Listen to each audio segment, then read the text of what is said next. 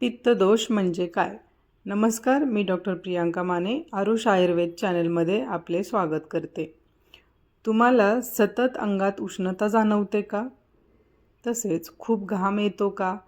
थोड्या थोड्या गोष्टींवर राग येतो का?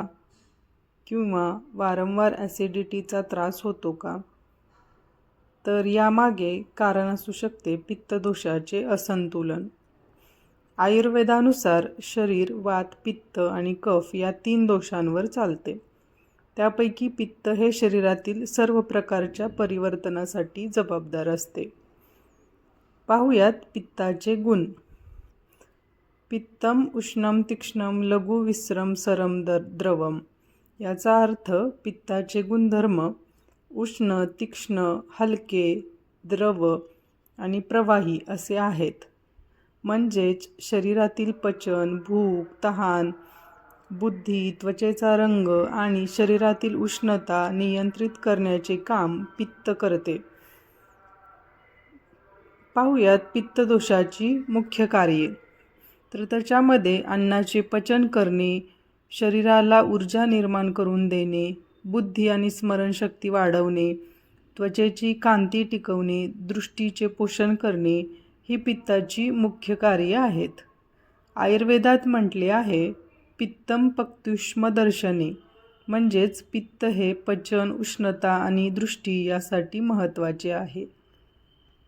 पित्त वाढल्यानंतर काय लक्षणे दिसतात?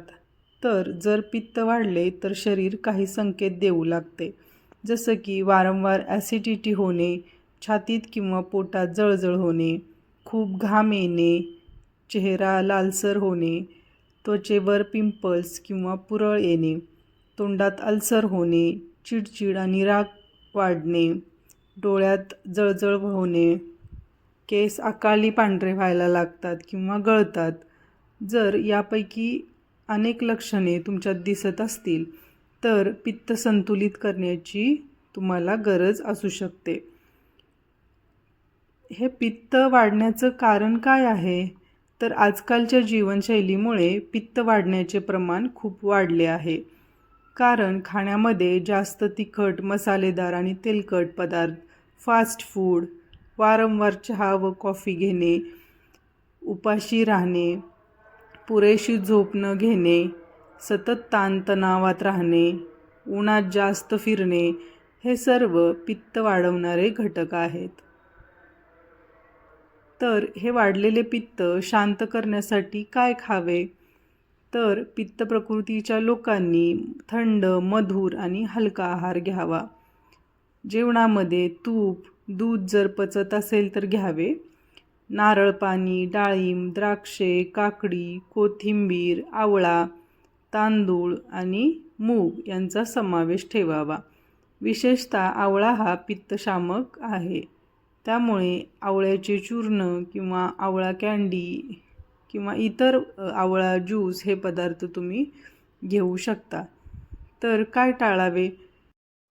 लाल मिरची, जास्त मसाले असलेले पदार्थ, आंबट पदार्थ, कोल्ड ड्रिंक्स, मद्यपान, जंक फूड जसे की पिझ्झा, बर्गर, तळलेले पदार्थ ह्या गोष्टी टाळाव्यात.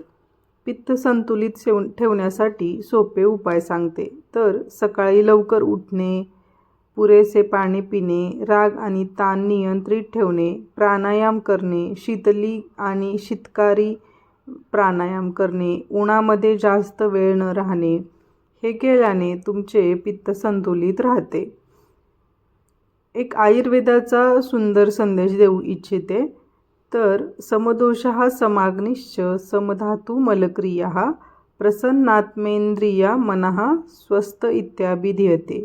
म्हणजे ज्याचे दोष, अग्नी, धातू आणि मल यांचे संतुलन चांगले आहे आणि मन प्रसन्न आहे तोच खरा निरोगी असतो.